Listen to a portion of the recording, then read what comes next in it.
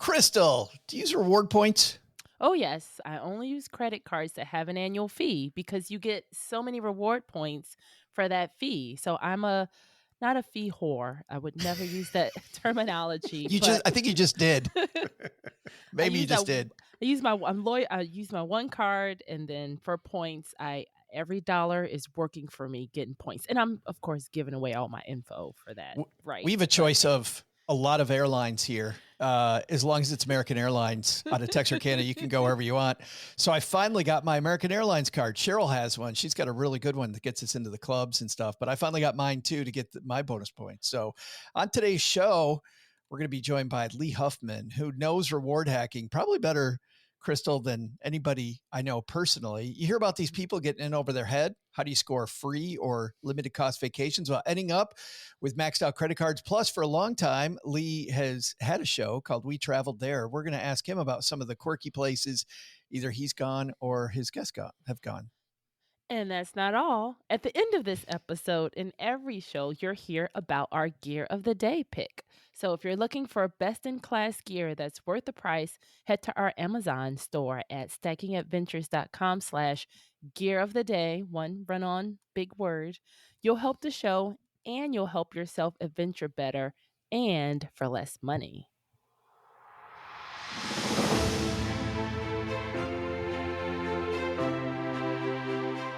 Ready for adventure? From vacation to staycation and from the mountains to the beach. This is the Stacking Adventures podcast. Well, hey there, adventurers. Welcome back to another fun episode. Crystal, you ready to get your reward points on? Oh, yes, definitely. Your reward game? Yes. Well, the guy with us today knows all about the reward game. Lee Huffman's here. How are you, brother? Doing great. How are you? I'm good. You ready to adventure? Always. That's why I have all these pictures on the wall behind me. Well, because I think about you, I think about adventures. You're always either you have a family of four. It's either all four of you, or you and one of the kids, or you and your awesome, clearly better half spouse. Like you're always off on some adventure. When did you know you like travel? I actually grew up traveling, but it wasn't a lot of flights. It was a lot of driving with my family, right? My dad would drive us around and we go to different national parks and visiting family. I mean, driving from California to Mississippi would not recommend, but that was one thing that we did like once or twice a year. And now that I'm old enough and know better, first, Mississippi would not be on the top of my list. So don't hate me, Mississippi. Mississippi, yes. Send your hate mail to Lee, not to us. We love you. But I now know better, and I fly rather versus drive, because 3 days or 4 days in a car with kids, not the best idea. You did come through here one time though with kids in a car. Absolutely, yes. I did that once. That was me moving from California to Nashville. And next time I would just pack everything in a box and ship it, and I would just fly. And by the way, being friends with Lee Huffman has its perks, Crystal. He and Anna brought me the most amazing bottle of, it was a white Cabernet. Never had a white Cabernet before. Yeah, a white Cab from Wilson so Creek. Good. Yeah. That is cool. It was unbelievable. So then, Lee, would you say that's more cost effective, or it is more peace of mind effective to fly versus driving? Yeah, first off, most of the time when we travel, I try to avoid using cars as much as possible. One, because I don't want to be stuck having to drive, and all the kids and my wife, they're like, "Oh, hey, look at that." I'm like, I can't, because I'm trying not to kill us on the road. But also I think you get a deeper connection with the city when you're taking public transportation. When you're walking around, you're able to talk to people and meet people and see things that you wouldn't normally see when you're focused on driving and trying to figure out, okay, where do I turn left? And is it a one-way street, or can I turn here, and everything else? And so I avoid driving as much as I can. Plus, for a lot of people, especially like when I used to have a corporate job, you have limited vacation time, right? And you don't want to spend all your vacation days driving back and forth. You rather get there and get out and exploring right away versus, again, wasting your time driving. I don't know. You don't get that Buc-ee's experience though, or the Love's truck stop. Buc-ee's is amazing. It is, that you could just go there. That could be an episode, Crystal, right there. Out of all, I mean, you did the podcast for so long, and you talked about so many quirky places. What are some of the favorite places that you've talked about, either on your show or maybe quirky, fun places people wouldn't think about to go to that could be a cool travel destination? Well, I actually got reminded of a really cool one the other day. One of my friends, Brandon Neth, posted some pictures over in Tasmania, and it had all these wombats on this island. I think it's called Mariana Island or Marina Island, something like that, over in Tasmania. And it reminded me of the trip my wife and I took. We went to Sydney. You know, everybody wants to go to Australia. It's like, you know, bucket list type of vacation and everything. But leading up to that, I had actually heard on the radio back in K-Rock over in LA, this guy was talking about this place called Townsville in Australia where you could actually hug a wombat. And I'm like, thanks. dude, I have to do that. No, thanks.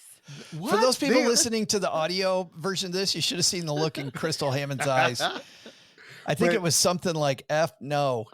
Wombats are the most like docile and like just huggy, cuddly type of creatures. And it was amazing. So we went to this place called the Billabong Wildlife Sanctuary.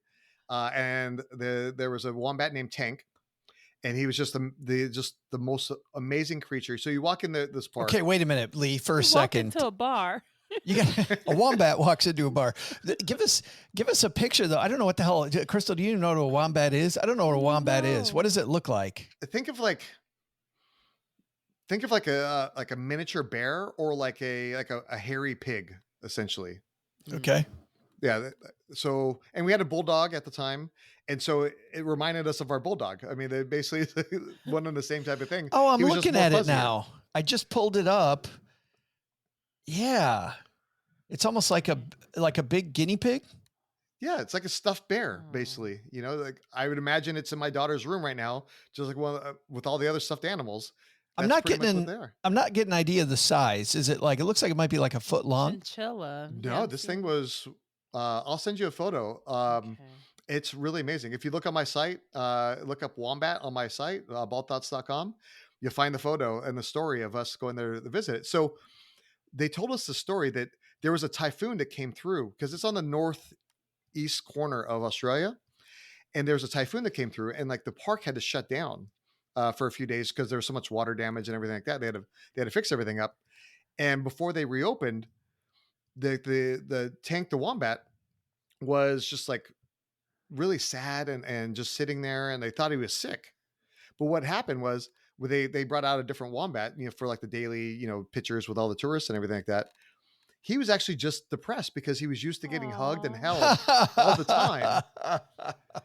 And so, I mean, it's awesome. I mean, you think of like animals, they don't really have as many feelings and everything like that as us, but like this dude just loved getting hugged every day by all these tourists. And I'll never forget Tank the wombat. That sounds like Crystal Hammond right there. Well, so she doesn't get her daily hugs. I know. Now I hate that you've turned me into a wannabe wombat hugger because that was beautiful. Now I want to hug one. Now you do what? Well, so because there's an interesting thing in Australia, like if you go to Sydney, you can't actually hold a koala, for example. There's certain like kind of like states here in the US, but they have like their territories. There's certain provinces or whatever that you can't actually touch or hold the animals. Okay. So like in Sydney, if you go to one of the zoos there, you can get your photo like next to it. But if you go to another state or, you know, province, you can actually hug them and hold them and everything like that. So, so you have to go outside. You have to venture outside of like the bigger city. You got to venture outside of Sydney when you go to Australia if you want that like that intimate experience. For people that aren't going to see the picture, though, I asked you how big it is because I'm not getting the feeling. It looks in the pictures like it's about a foot long, and you said no. But about how big is it? It's like 2.5 to 3 feet. Oh, way bigger than I thought. Yeah. And around it's maybe about 12 to 18 inches, like in diameter. Oh yeah, that's a solid hug. Yeah. I don't know. That's a solid hug. I'm not trying to be on the next episode of When Animals Attack because these that things are show so has docile. an endless stream. When wombats attack, docile, big time. Like a kick to the chest, like a kangaroo. Yeah, the Tasmanian devil. That's probably not the one you want to hug, but a wombat, absolutely. Well, that's a wild one. Let's talk about travel hacking. When did you first realize, hey, this points game and these travel reward games might be for the Huffman family? Well, my first kind of entrance into the whole area was I used to work at a bank as a small business client manager. Mm. And one of my clients was a travel agent. And he said, get yourself an airline card and a hotel card. And at the time, I had my Southwest card. And I had my SPG card, pour a little out for the homies, SPG. Yeah, you know me. And I thought I was doing great. I had my Southwest card. I had the companion pass. I've had it every year since 2007. Whoa. And so when I was dating my wife, instead of going to like dinner and a movie, we would literally go to San Francisco or Chicago or Vegas or wherever for the weekend. Wait just a second, Lee, because some of our adventures, maybe new adventures, don't even know about that. Well, no, but Crystal, they might even not know what it is. Yeah. So let's talk about the amazing thing that is the Southwest Companion Pass. So several airlines have a companion certificates or passes, right? But most of them are just like a one-time use. Yeah, $100, $125, something like that. So like the Alaska one, American Airlines, Delta, etc. But with Southwest, once you get it, you actually get it for the remainder of that year and all of the next year, right? So we're recording this in August. And so if you get it right now, you have it basically through the end of next year, which is awesome. And you can use it an unlimited number of times, and you can use it whether you're paying cash. You said unlimited number of times. Yeah. And define it. The companion pass. No, I mean, so the companion pass means I can fly with you for free? Yeah. So I'll get to that. Yeah. So basically whether you're paying, like for me, like with the Delta one, American, etc., I have to pay cash for my ticket, and then I have to pay like around $100 for like a processing fees essentially to get your free ticket. Right. And it's generally limited to primarily like domestic flights.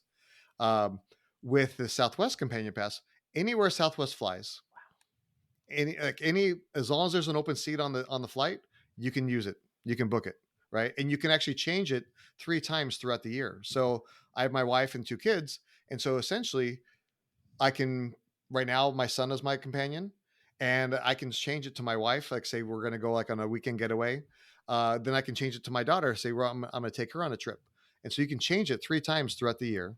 And you can use it an unlimited number of times. So as long as you have a ticket, your companion pass can fly for free as long as you pay like the taxes. So domestic flight, it's $5.60 each way, right? And so the best thing about the Southwest Companion Pass, other than the fact that you can use it an unlimited number of times, is that it also counts if you're using points to book the flight. So you're using your rewards, and you're flying for free. Then you use the companion pass and they're flying for free.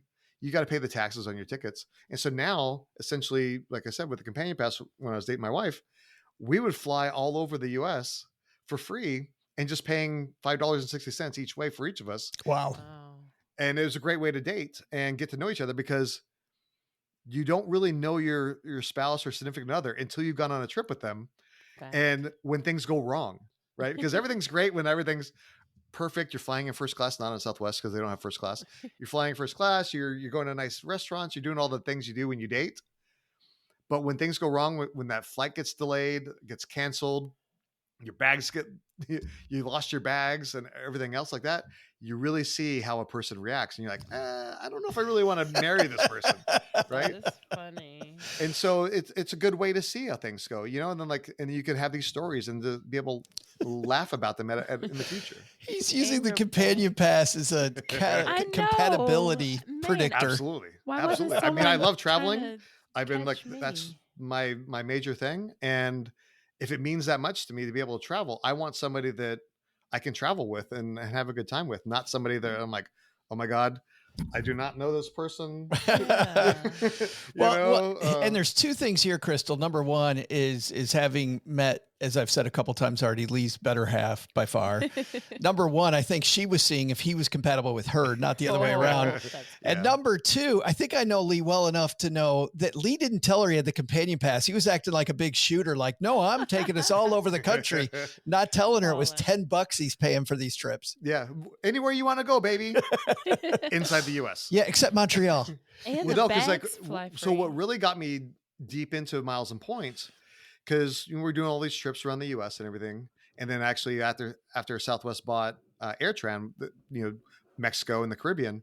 But after that, all of a sudden she's like, well, I really want to go to Paris. I'm like, well, baby, Southwest doesn't fly to Paris.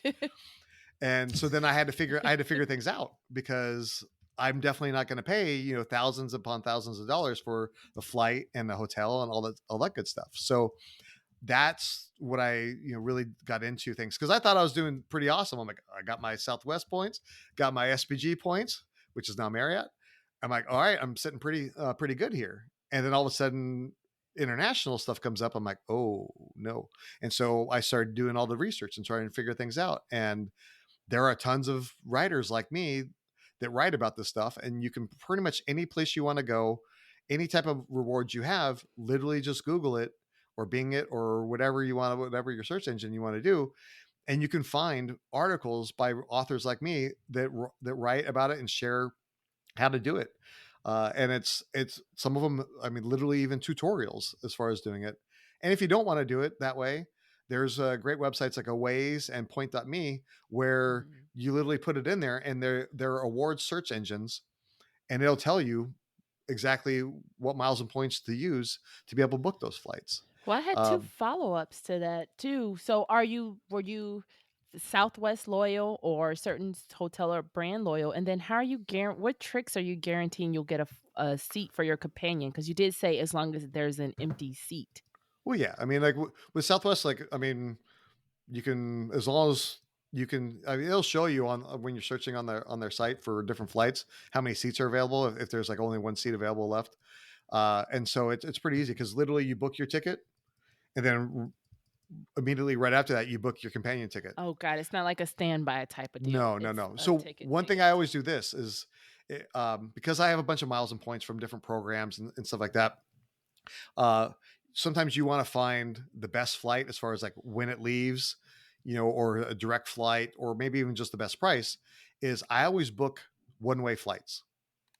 So instead of booking one round trip, I book 2 one-ways, because if you need to cancel like the front leg because maybe you found a better deal, or the back leg because you found a better deal, or you need to change the flight or whatever, if it's a round trip, it can mess up everything. If it's 2 one-ways, you can mix and match miles and points from different programs to, maybe I'm using Southwest on the way there, and I'm gonna fly back on American because they had a better departure time, or it had a nonstop, or maybe it was just really cheap because they had a certain fare special that had a better price. I think a lot of people wouldn't think of the booking 2 one-ways. No. But do you often find, though, Lee, that it's more expensive to do 2 one-ways, like if you're paying the retail price? If it's cash, then sometimes that happens. Yeah. But miles and points, most of the time, it's pretty much the same. Like Southwest, literally, if it's $100 flight, it's going to be like it's 1.4 cents. So it's like 6,000 whatever points, right? So they're pretty static as far as the value of the Southwest points. So it doesn't really change however you book them. Gotcha. But like things like American Airlines and Delta and stuff like that, one way of the flight may be 30,000 points or miles, and then the other one may be a web special where it's like only 5,000 points or 5,000 miles. And so you find those arbitrage and you find those opportunities to be able to book that. Obviously going to some of the conferences we attend, will I look and see, okay, is it cheaper for me to fly both ways on Southwest, or can I, use American Airlines or Delta or whatever? And so being kind of agnostic, I'm like, I just want to find the best flight that can get me there quicker, that leaves at the right time. Cause sometimes, I got to take my kids to school and then hit the airport, those types of things, or I got to make sure I'm back in time to be able to pick them up from school, to take them to like their sports and those type of things. Like for me right now, my kids are at that age where they're really involved in sports. And like we're going to the conference FinCon later on this year. I'm leaving in time so that way I can make sure I'm back for their games. And so sometimes in that regard, I'm trying to find the best price, but also The I'm balancing flexibility. that with that when that departure time is, because I need to be back for that game. So 'Cause- then if I want to get this right, Yes. where am I going? Because it does sound time consuming. So where am I going to look for? Okay, is it Southwest? Is it American? Who has the best deal for the time I'm looking? Like I for? said, that like sites. Point.me and Aways are great. There's a couple other ones as well. They're great as far as being able to just go to one spot and say, okay, I want to go from here to here. What are the what awards? How much does it cost for me to book an award flight? And so that's a really great way. Other than that, like, it sounds a lot, but I mean, really, there's like 5 airlines, right, that you're going to really check. Because personally, I would not step flight on Spirit. So I'm not going to them and some of these other ones. Oh, we're going to have this. We've recorded 2 shows. We've already had this fight twice. To Spirit Airlines. Yeah. So, so I look at it as it'll take you 5 minutes to check multiple airlines. And look, open up different browsers, hit the search, go to the next browser, hit the search, go to the next browser, and then come back. And it'll be pretty quick.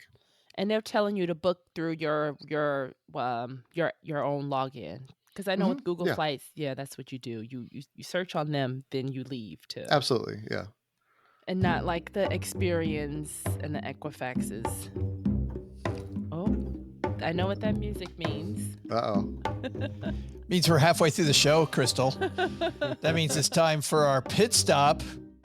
Lee Huffman doesn't like road trips, but you're on this 40-minute road trip with us, Lee, so you get to hang out. On the pit stop, of course, you go in, use the restroom, then you start dreaming about the second half of the trip and the destination and getting there. How cool is it going to be? Our pit stop is always a hint at our gear of the day, and you can see past gears of the day at stackingadventures.com/gear of the day. So, Crystal, I did last week's. You've got our hint. Yes. I have toward the gear of the day. Where did this gear go with you? So I took this gear with me to Japan, and this was back in 2015. I took it everywhere, every single place we went. I used it daily. I would even say it's useful in other places too. And I'm pretty sure it's useful. It was a useful thing. Useful thing. It was a useful thing. So that means today's trivia question then is about Japan. It's about Japan. I wish I would have known this before I've gone to Japan, but here goes my question. So in the Edo period, Japan used an interesting form of currency that wasn't coins or paper money. What unusual item was used as a form of currency by samurai during this time? And samurai, and your hint is it was not these hands. Do you think samurai have painted nails like Crystal has? I love how it matches your microphone cover too. Yeah. Your nails match your microphone cover. All right, Lee, you and I get to think about it. Yeah. We'll be right back with Lee's guess and my guess in just a moment.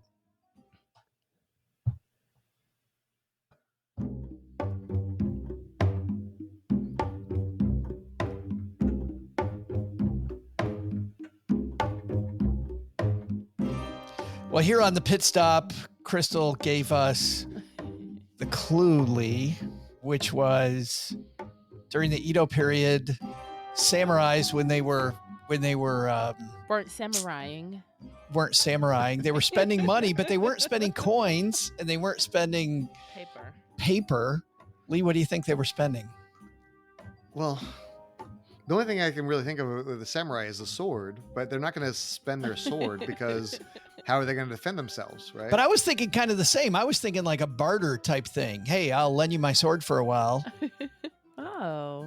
Yeah, but then you get it back and it's like not sharp anymore, and then you try to do stuff and like You're not the library. It turns into like a butter knife instead of a steak knife, right? Butter knife. I don't know. I would say they're flip-flops. I don't know.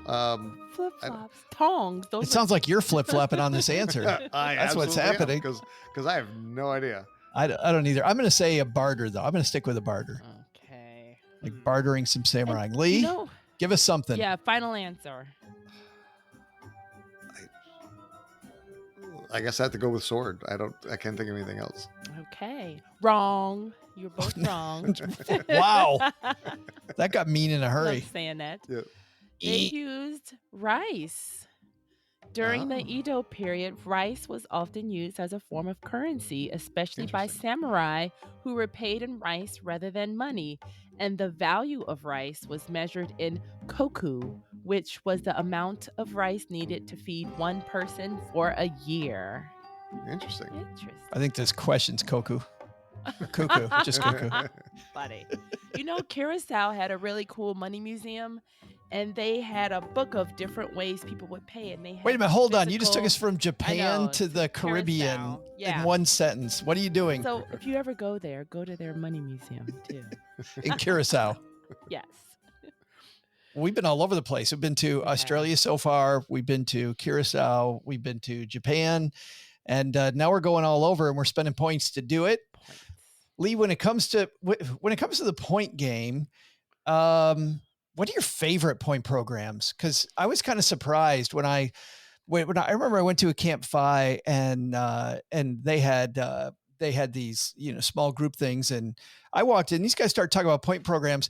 Crystal, it turns out I am in the crappiest point programs. Every Oh. single one that I'm in is the one you shouldn't be in because it takes forever to get there. Like as an example, Lee, you mentioned it before, SPG became part of the Marriott chain. The Marriott program, unbeknownst to me, well known for you don't get nearly the points through Marriott as you do, as an example, through Hyatt. Is that true? Yeah. Well, the thing is that think of it kind of like currency, like Yeah. Mexican pesos versus US dollars and Japanese yen.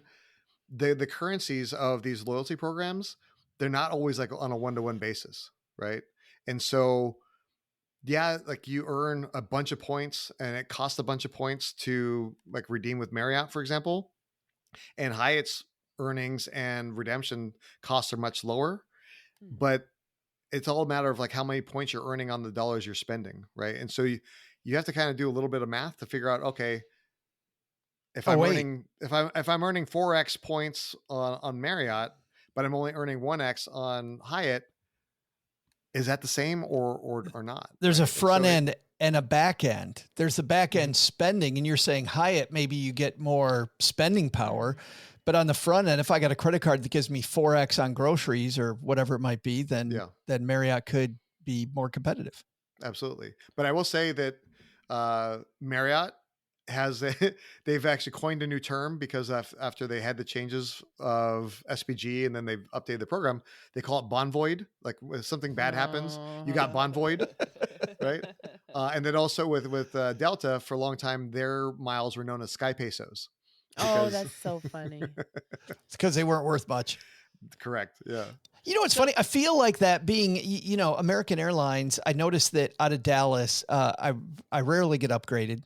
I'm always on the list. I've been gold forever, but never above gold. But I realized also, Lee, that because it's a big hub for American Airlines, like tons of people have the American points program. So Yeah. is it better to go with kind of the pretender airline, the one that's not as big in that city, so that you might get upgraded more often? Yeah. I will say this, that I other than the companion pass, I don't go for any airline status just because I'm not a road warrior like some of these other people that have, super top levels of elite status Yeah. on the airlines. And so it's not worth it because you're really not getting any real benefits. And the actual chance that you're going to get upgraded is so minimal on airlines nowadays. It's really not worth chasing it. I would say just in that regard, focus on maybe one program to be able to earn. And that way you have enough miles to be able to redeem a flight. But as far as going for elite status for the occasional traveler, it's really not worth it because the first level of elite status, you're basically getting the same benefits as if you had that airline's credit card. You have free check bags, priority boarding, and that's about it because they include other benefits like, complimentary upgrades, but your odds of getting upgraded Never. are slim to none. So it's like a false benefit. You're not even really getting an actual upgrade. So why pretend, essentially? I will say I do get upgraded on the initial flight, Texarkana to Dallas, because it's such a small airport and so few. And then I feel like a king for 25 minutes before I go to row 27 CE. It literally, from Texarkana to Dallas, it's like you get up, you hit the apex, and then you're right back down. Oh, it's fantastic. 25 minutes of pure bliss sitting up there It's in like the a big seat. slingshot. It's like a slingshot. It still cracks me up when you say Texarkana. So I have another question about that too, because I'm a Chase Sapphire Reserve person, so I Mhm. just use that one card all the Yes. time and redeem. But I've heard of people that have these complicated spreadsheets and they have these different cards where they'll be like, okay, this card gives me 2 times on groceries up to 1,000. So I'll Yeah, only yeah. spend up to 1,000. So then I switch to this card. Are you that involved in it? Do you think that's even worth it Hey, to first off, to spreadsheet nerds unite. I mean, give it up for the spreadsheet nerds. That's a long way of saying yes. Absolutely. But there are apps that actually help you to decide. Nice. But I look at it because those apps, a lot of times they just focus on who's giving the best value Mhm. based on the cards that you have. I find it more of, instead of who's giving the best value, what goal are you working towards? Like, are you working towards earning the companion pass? Then it doesn't really matter if you get 2x points with the American Airlines card versus 1x with Southwest. The Southwest is going to get you towards your goal, right? Same thing as if there's a trip that you want to take. Maybe there's an anniversary coming up, a birthday or graduation or whatever. Hey, Yeah. I want to be able to take us to here, and I need to be able to earn these miles and points. So everything should be focused on earning those miles and points towards that redemption, whether it's spending on the credit card, using the airlines like online shopping portal, like whenever you say you're going to Kohl's or Staples or Target or whatever to be able to buy things online, go through the airlines portal, get additional points for that. Like we're right kind of in that back to school area right now. Mhm. So not only are you earning the points there from using these portals, a lot of times during like big holiday periods, whether it's Black Friday or Mother's Day, graduation, whatever, they'll say if you spend a certain number of dollars through our shopping portal, and it can be through any of the hundreds of stores through that portal, as long as cumulatively you earn that, you spend that certain amount, they'll give you bonus points. So not only are you earning with your credit card, you're earning through the portal, and then you're earning that bonus. So now you've earned points 3 different ways by one transaction. And So so also there's dining rewards programs that a lot of these airlines participate in.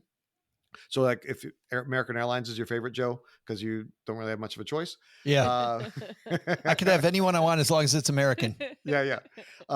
So basically, literally register your credit cards through the American Airlines Dining Rewards program. It's amazing. But only because, Lee, to your point, I'm not going to go eat at a place just so I get reward points, but it's amazing how often I stumble into a place and then see on my statement, hey, you scored reward points because you ate at XYZ. Like, cool. Absolutely.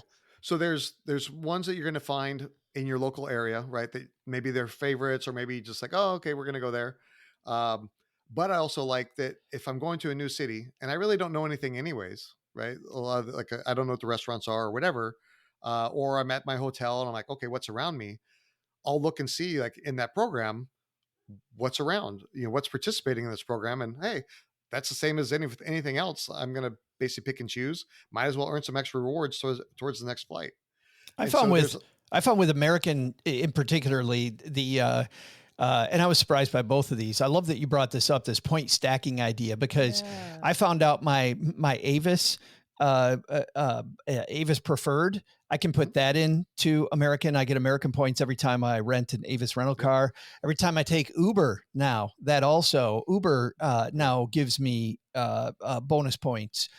So exploring the connection between your trusted A and your trusted B and seeing if you can put them together, I think is huge. I love that. yeah, I think the biggest thing is like, we're all frugal, right? And we don't want to spend extra money that we don't have or that we don't want to spend, but it's about maximizing the dollars that we're already spending to get the maximum amount of rewards from the dollars. That way we're getting the best value, right? Whether it's these cashback programs, whether it's a rewards program for airline miles or hotel points, it's taking the money that you're already spending and seeing what type of additional value you can get out of it.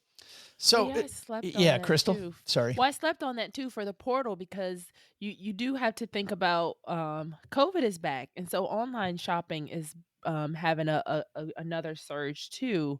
And I'm a Target addict, so I've been buying stuff on Target's website, but I don't go from my reward cards portal. I've just been going to Target.com, so I'm going to Mhm. keep that in mind and go to my portal then go Just on one sale. extra step. Yeah.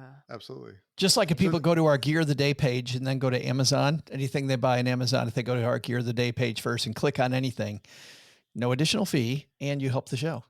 Yes. Absolutely. One thing that I like to do, I mean, unfortunately, Amazon really doesn't participate in this. They're not really in a lot of the different portals. So yes, Sure. absolutely use Right. Joe and Crystal's link. But for other stores, like I said, like Kohl's or Target Target. or Home Depot or whatever, there's a website called cashbackmonitor.com. Hmm. And you go there and it'll tell you, here's all the rewards that you can earn from all these different platforms, whether it's cashback, airline miles, flexible points like Chase Ultimate Rewards, all these different programs. And then you can pick and choose which is the best one. Cool. Fabulous. I have a question. You hear often from people that don't waste those, Lee, on a 2-hour domestic flight. Like wait until you're doing the big international flight, go for the lay down seat. So when I transitioned to that way of thinking, what I found is that, okay, I can score that lay down seat on one flight out of the 6 that are available, right? And it's the one that has 3 connections versus the one that's straight there. Is that juice really worth the squeeze? Like, is that still good advice, or the airlines onto that? Well, a couple different things. One, Crystal, you're still young. You don't have to worry about this. Joe, you and I were old. If I'm doing a red eye, I'm definitely like finding a way to get on a business class flight. I want to be able to sleep. I want to be able to lay down because I don't want to be. If I'm doing a red eye, Lee, somebody got me day. drunk ahead of time because I'm not doing a red eye. It's that bad. But yeah, but the thing is, if you're going from like the U.S. to Europe, for example. Oh, right. Sure. I mean, you're on a red eye. You're pretty much going to be on a red eye no matter what you do. And so the days are gone for me to sit and like try to sleep with my neck all creaked. Right. And so doing those is absolutely worth it. But I'm not a big fan of the people who like kind of point shame people. Look, the best redemption is the one that you take. There's a lot of people that sit on their miles and points for years and years and years. I'm looking for like the best opportunity. If you can actually take the trip, take the trip. Obviously if you can avoid getting like subpar redemptions, if like, it's a $100 flight and it's 50,000 points, that's a subpar redemption, but if it's anywhere near like 2 cents per mile that you're redeeming for on like American and Delta and stuff like that, book it, because like, like you said, like the short flight that's say a domestic flight, those can be really expensive nowadays. Yeah, especially if you're traveling for holidays, maybe there's a convention going on, something like that, or it's a last minute flight. Sometimes those cash prices are huge, and don't ignore you redeeming your miles and points just because it's a domestic flight, I'm just going to pay cash. No, because sometimes you can find really great value on these domestic flights. Same thing with the hotels, right? I found really great deals. Say you want to go to the beach, like during the summertime or like a holiday weekend, those cash prices are like $1,000, right? Or more for some of these hotels. Or like we're here in Tennessee and like, UT Knoxville is a big sports team that everyone wants to watch football games. I found prices where it's like over $1,000 at the Hyatt place. Wow. But you can get like a room for like 16,000 Hyatt points. Yeah. That's huge value. Right. And so always look and compare between the two, and just kind of like, okay, if you have like your favorite ones, because to Crystal's point earlier, I'm not going to look up 10 different programs and trying to figure out each one. But if you have a couple of them that are your favorite, just know like in the back of your mind, what are these points worth? Okay. My American Airline miles, generally 1.5 to 2 cents a point. Hyatt points generally around 2 cents a point. Based on that, if I'm getting it anywhere near that amount, and I'm trying to save my cash because maybe I'm trying to pay down debt or pay for my kids' college or whatever, I'm just going to redeem it if it's anywhere near right around that value, because it's just easier to get it done and booked. And the Pull good the thing trigger is with hotels, now most of the hotel programs, they'll give you elite nights credits and all these other benefits, whether you're using points to book it or you're using cash. So if elite status is like your thing for hotels, then whether you're booking points or cash, you're still getting credits towards being able to earn elite status. Nice. Well, and so another thing that it pays. You can't do this with points at the hotels. You have to be nice. Like the nicer you are to the people when you check in, you never know. They may have Oh, yeah. upgrades. But another thing we promised our adventurers too, let's talk about chasing points and finding yourself in over your head on credit card debt. Like Oh, yeah. don't we're saying don't do that, but what tips do you have for avoiding that whole shtick in the first place? Mess. Well, I mean, Yeah. the big thing is, I mean, it can be like a trap for some people who don't have the restraint on spending, right? Because there's a reason why they're giving all these rewards, because they want to kind of get you into the system, right? And you have to be able to show the restraint and not spend more than what you're doing. That's why I said earlier, it's not about spending more money, it's about maximizing the money that you're already spending, right? And so one, like, don't be like me. I have like 45 different credit cards, so don't be like me. Really? Yeah. Huh. Because I mean, I only use probably 5 of them on a regular basis. Okay. You know, the other ones, they sit there for different reasons. But get a couple different cards. One, like you said, you're a Chase Sapphire Reserve user, right? Mhm. Use that card for the bonus categories to get the additional value out of it. But they have these like credit card combinations that people do. Like they have the Amex trifecta and the Chase trifecta and you know, those type of combinations where it's like you're maximizing the value of multiple cards to maximize your rewards. So like, again, you're going to use the reserve card for your dining and travel and some of those cards because you're getting 3x points. Then you combine that with like the Chase Freedom Unlimited, which gives you 1.5 points on everything that you spend. So now you're getting 50% more points on those non-bonus categories, right? Like if you're going Bam. grocery shopping or paying for gas or whatever, and those 50% points, and then you can transfer them back over to the reserve and combine them into one bucket. And now you're able to redeem that much faster for, you know, for rewards, you know, for whether you're booking a flight, transferring them, whatever, and getting the value. Because with the reserve card, you get, if you're booking travel through Chase, you get 50% more value on your points, right? Versus Right. if you're booking travel with the Freedom Unlimited card, you're only getting, you know, 1% value, right? And so it's a matter of mixing and maxing the benefits and the bonus categories between multiple cards to maximize the money that you're already spending. I love this. I love this discussion. I think, Crystal, my biggest takeaways are, I love the idea of not trying to be everything and find the ultimate point program. I like Lee starting with the end in mind. What are you trying to accomplish? Mhm. And begin Yes. from there. I really like that. And then second, I also like the points spent is so much better than waiting for because you see people do that all the time. I know people very, very closely who have 500,000, 700,000 American Airlines points. They haven't spent any of them. They're like, I just haven't found the right deal. Like, you never Yeah. will. Well, remember this, that airlines and hotels, they devalue their programs on a regular basis, right? Redemptions get higher, they cost more, they reduce the value of their rewards. And so it's not like your 401k, which generally over time increases in value. Points and miles and points, they actually decrease in value. And in some programs, they expire. Yeah. Well, I mean, again, most of them, as long as there's activity in the last 12 to 18 months, they won't expire. So that's why using these tricks like the shopping portals or the dining rewards programs, that's activity. And so that keeps them active. I just found some of these. I generally sign up for whatever airline I'm on. If I can't get on the airline I want, I sign up for their points program just in case. But then I get, you know, a letter from ANA going, you traveled to Asia on our airline 2 years ago. Oh, yeah. These points are going bye-bye. Yeah. So, well, just remember that with like these airlines, most of them have partners, right? So there's like the One World, there's that's a great idea. Just transfer them out. Well, once they're earned on that airline, you really can't transfer them. Okay. So but when you take that flight, you don't have to attribute the miles to that rewards program. You can actually attribute it to one of their partners.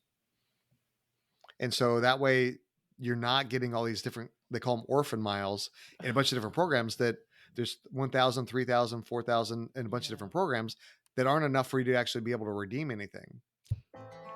So where were you, Lee? Where were you when I was? Joe? I didn't know. Crystal, I didn't know. I should have known. Hindsight.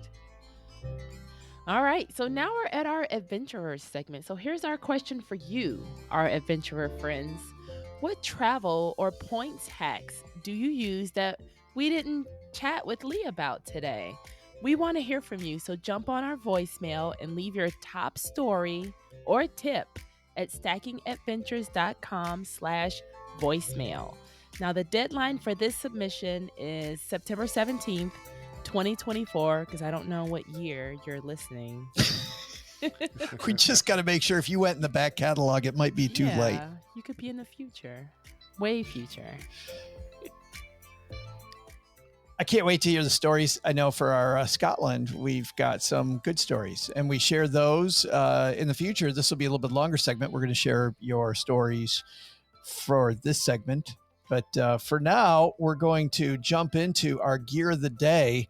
So, okay. Gear that you would take to Japan. Gear you take to Japan.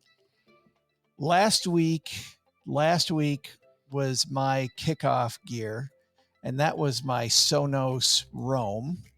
That goes with me, Lee, mostly on road trips, the Sonos Roam. If I'm going internationally, I it depends on how packed that suitcase is going to be. But what Lee would you take if you were going to Japan that would be a piece of gear? I always have a really great backpack that fits all my gear, battery packs to charge my devices, and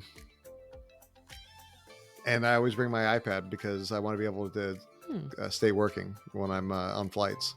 But other than that, and good apps that help you translate things and get around. Oh, yeah. Oh, that's a good one. Yeah, I'm going to guess that this gear of the day, I like the battery pack one. I think Crystal, you're gonna tell us about your battery pack. That's what I think. Lee, which one do you want to go with for your guess? I would say the battery pack.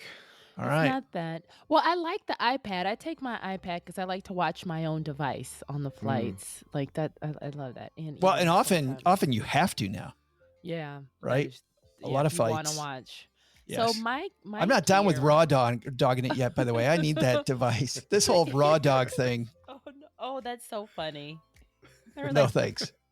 For people that don't know what this is where you just stare in front of you the entire flight. Yeah, nothing, no app, no book. Forget that. I'm on a flight to enjoy myself, not to make it painful. Like, what the hell? No, pass. Like hard torture. Pass. Yeah, it's my one opportunity to play Civilization and make it through an entire game because I'm going to Europe. Right? Crystal, what's your gear? So my gear was a mobile hotspot. So I had the portable Wi-Fi networks, and it's really small. It's actually the size of the battery packs. And we had Wi-Fi everywhere we went, and it was even for safety too. So we were able to, vanity and safety, because then we could immediately post pictures, which now you should definitely post pictures when you return from your trip. Don't let everyone know where I'm you gone are at all times. House is empty. Exactly. So the portable Wi-Fi was awesome because it worked everywhere. And you can always use your device no matter where because we went to Mount Fuji, we went everywhere, and there was not necessarily a guaranteed signal. I got this advice from an Xbox podcast I was listening to. They did a technology thing at the end of their shows, which I really liked. And he talked about how cool it was because you only got to remember one password for all your devices. It's that one, you plug this thing in, all your stuff's already automatically plugged in. Yep. And your family, everyone in your family could use the same device too. Yeah, so I took this with me when we went to Vietnam. And what's funny was on our flight out of Vietnam, they were sure that it was some type of a bomb. I had to explain to people that I couldn't communicate with very well what this little square device was. I literally, they had me come around. They took my bag. They took it in a back room. I had to go in a back room with some Vietnamese soldier looking guys. And then they pull it out and they're like, what is this? In really bad English. It's bad if they start putting on the rubber gloves. That's right. Oh my goodness. You're getting a cavity search. It's going to be invasive. Oh no. And it's funny because of that, Crystal, I didn't use it on that flight, and I should have, and I've never taken it anywhere. I know exactly where it's sitting. It's sitting in this closet right back here to my side. Yeah, you got mobile device, wireless device trauma. Yeah. So I was just in Barcelona recently, and I have T-Mobile, and they have pretty good service, international, but it's really slow. One thing that I did on this trip is actually I got an eSIM card because like my iPhone doesn't allow you to swap SIMs, but an eSIM allows you to electronically swap it. So that way I was able to get much faster Wi-Fi speeds because I was in kind of a little town outside of Barcelona. Yeah. Not a lot of great service there.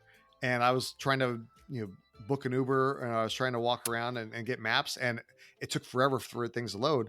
But when I switched over to the eSIM, the much faster local networks, and I was able to get better internet connection to be able to get around. Oh, that's very good to know. Well, thanks for all the positive vibes that our adventurers have sent to us as we embark on the brand new show.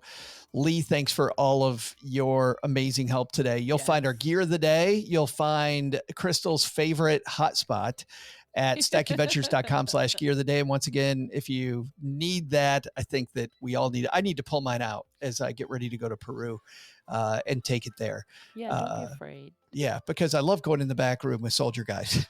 Don't be a subpar redemption. That's I'm right. going to add these words, Lee, to my everyday conversation. Orphan miles and subpar redemption. Those are now my two favorite words. And Lee, if only there was a guy that we knew who writes about this, like professionally, and there might be a site where people could go and read more about better travel hacking. I wish there was such a place. I know. Maybe I should start that. I've been writing at baldthoughts.com since 2012. So 12 years going on here, and write about our adventures. I write about product reviews, how to use your miles and points, how to earn them, and a lot of different credit card reviews. So pretty much anything you need. And if you can't find it on my site, send me an email and maybe I'll write an article about it.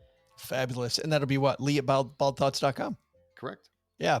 We're going to point to a Cashback Monitor, to Point.me, to Waze, to Bald Thoughts, to all the different sites that Lee brought up, all the brilliance at stackingventures.com.